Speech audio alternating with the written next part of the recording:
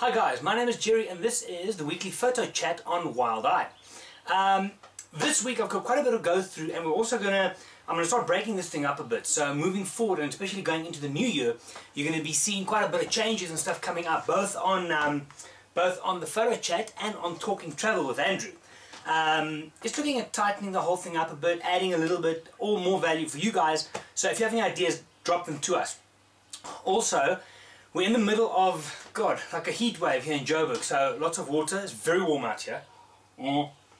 So if I do start sweating profusely or I have to drink water, I do apologize. One of those things. Right, I'm going to start.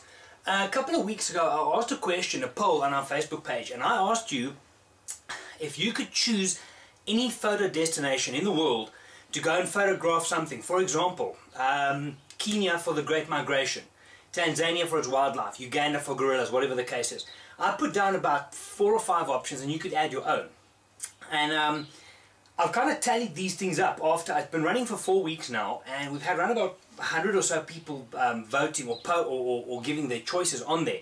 I was very surprised how some of the things didn't feature at all. The ones I thought would be like right up there, some ones didn't even get votes. And then the one that I think is a pretty decent destination came out tops. So I'm going to read these for you. Starting from the bottom, USA I put in as a landscape thing. Go and photograph the Grand Canyon, Death Valley and those things. 0, nothing. Bangkok as a city tour. Go and photograph the people, the temples, blah blah blah. Nothing. 0. Then Costa Rica and Finland were both added. Costa Rica for the jungles, which I've done that. That is a very special place to go to. And then Finland was added for the owls. Go and photograph owls in Finland. That also got 1% of all the votes, each of those. Antarctica was added in by someone for emperor penguins, and that also got 2% of the vote. Now this gets interesting. Alaska and Kenya also tie. They only get 3% of the votes as far as a photographic destination goes.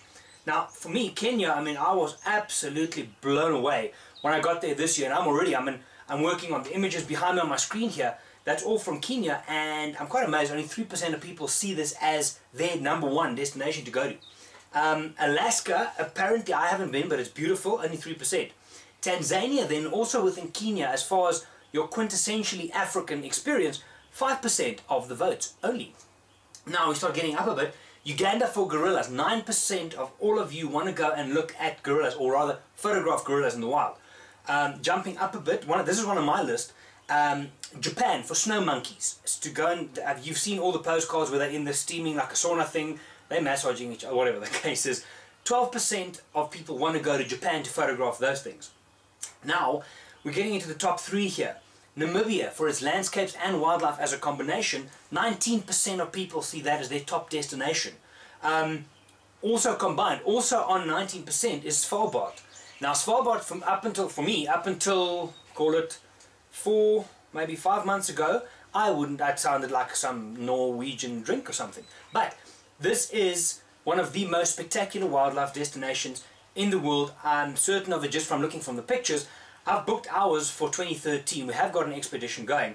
But Svalbard rates 2nd with Namibia then on the list of where everybody wants to go. The #1 place that you guys want to go and photograph from a wildlife point of view is Botswana. Comes in with 26%. Now Botswana is, I worked up on the border of South Africa, Botswana for a while, and it is special. And if you head up into the Delta, and they've got the Kalahari, fantastic destinations. There you have it. This poll, I'll have the link below this video on the blog. This poll will run for a couple of weeks extra. I'm going to leave it there and see if anything changes. Also going to add a new one, but I'll tell you about that right at the end. So poll results, interesting where people want to go to. Right, moving on. I'm going to answer a question now from last week. I asked you guys last week, where do you go for your wildlife photography info?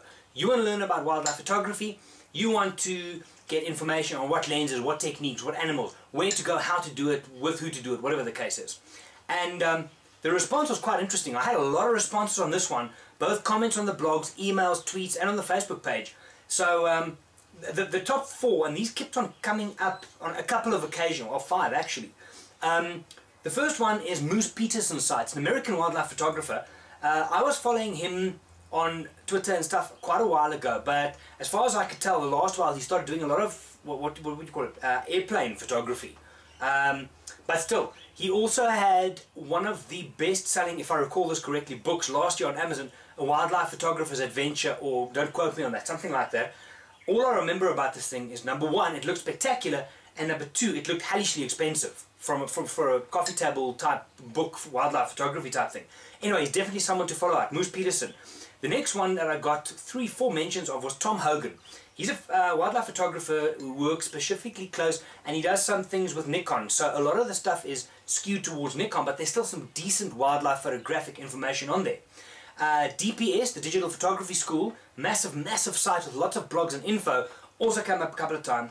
Not necessarily wildlife specific, but from a photographic point of view, must check it out. Some basic information, but if you kind of confused about any of the basics, you want a good place to go to DPS, Digital Photography School.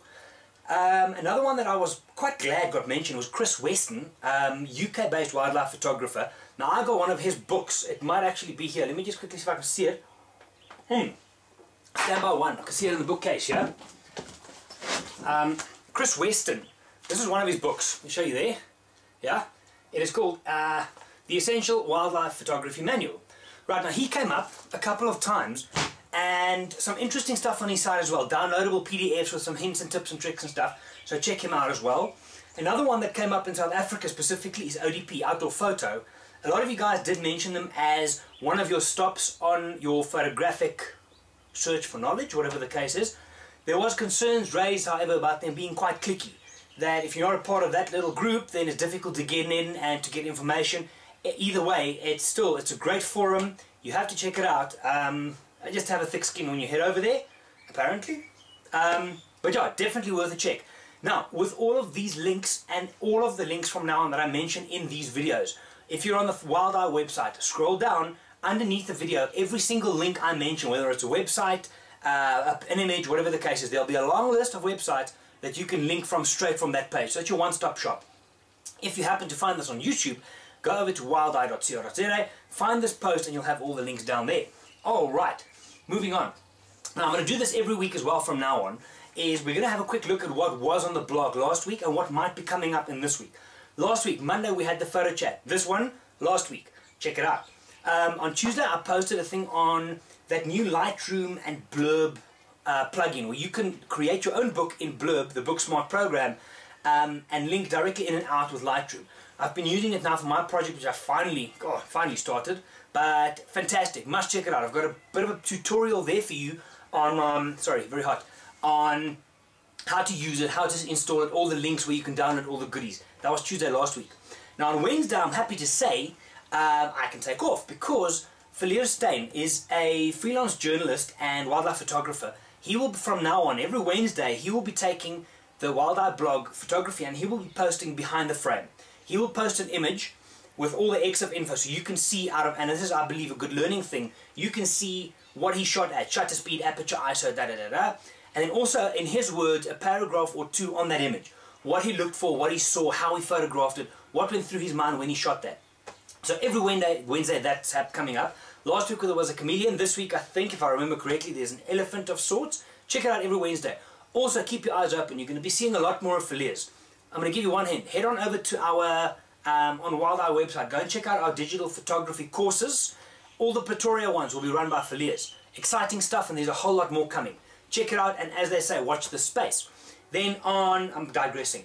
On Thursday, I did a long blog post with a whole bunch of images of my experience photographing swallow-tailed bee-eaters in the Kalahari.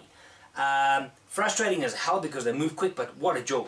So there's some interesting info, some ideas, maybe a couple of images that you might like, but it's more about how you could go about photographing these fast-moving little birds. And then on Friday, as always, is the Friday photo tip, which is a short one. Last week I had a look at using your camera. Keep it simple, using the camera on your phone only, and photographing something every hour on the hour. It makes you look differently, it makes you see photographically, and that's what I'm after. I don't care if they're shitty photos, whatever the case is. All I'm after is for you to start looking and seeing things photographically at a moment. So when you head out, you can actually go out and see things, and in any scene you can look for something and find it. So it's a bit of an exercise we look for. This week coming up on the Friday photo tip, I'm going to be looking at metering. How I'm going to fit metering into a 3 or 4 minute video, I have no idea, but we'll check that out. So Ernie requested us to look at that, so I'm going to see what I can do. It might also include a bit of a blog post with the video, but let me see how it goes.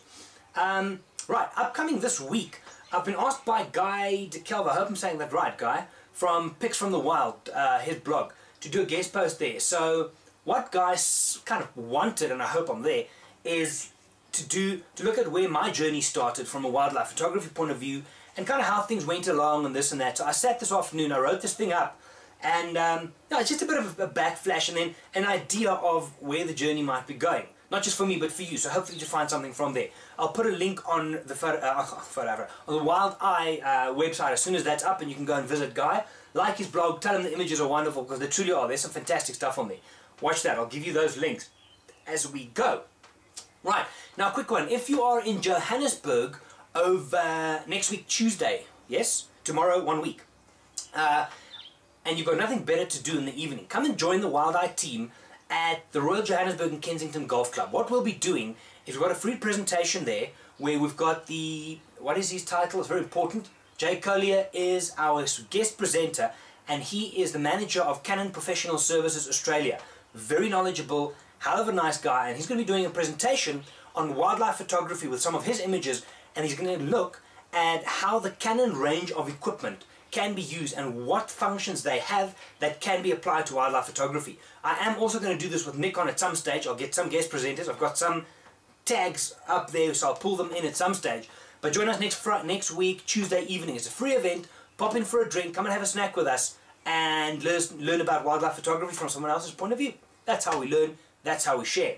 Right, moving on again. This week, last week we had a look at some of the new products online and things like this and that.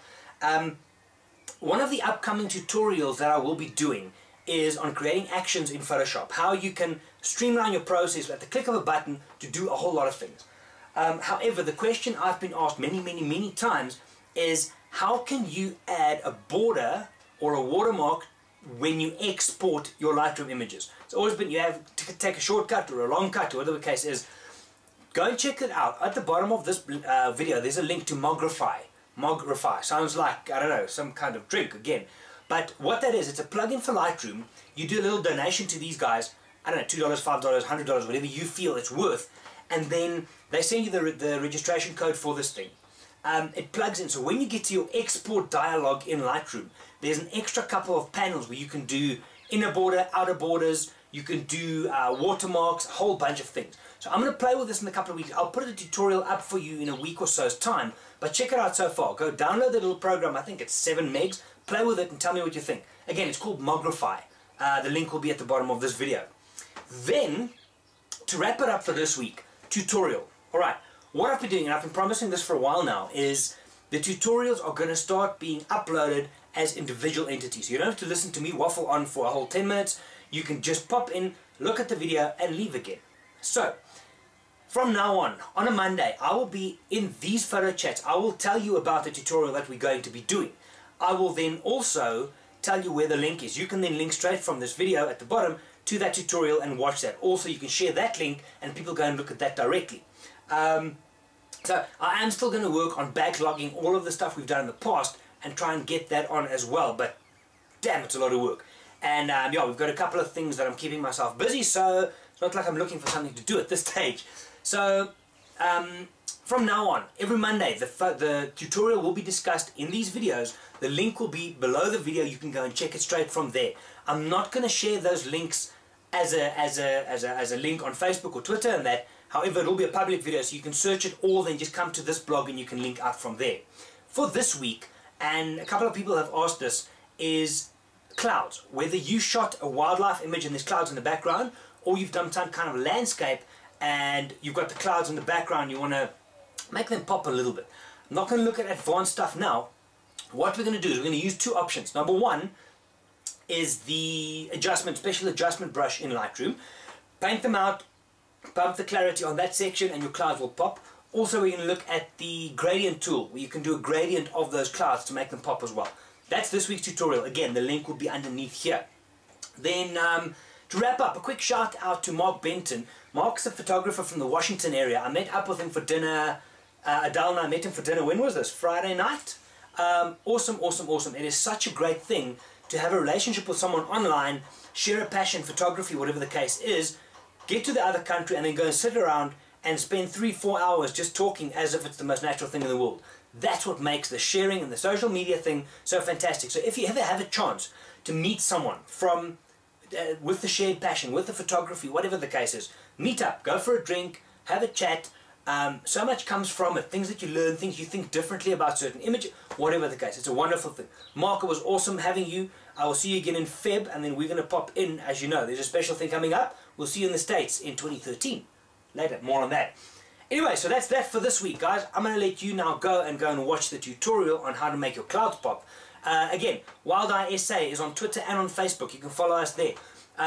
Gerry Vanderwalt on Twitter as well. Now, the Wild Eye side of it, Andrew and I both share. There's a lot of travel and a lot of photography info going out. So if you're looking for a filtered kind of idea of what Wild Eye is about, go start there. That's where you're going to find the links, the specials, the updates, the last minute specials, accommodation, whatever the case is. Wild Eye SA, check it out. My Twitter feed also, I will always share the Wild Eye stuff across onto my feed, but there's a lot more random stuff in there as well. Some to make you laugh, some to make you cry, and some just plain strange stuff. So anyway, that's it for this week. The contact details of the Wild Eye offices at the end of this video.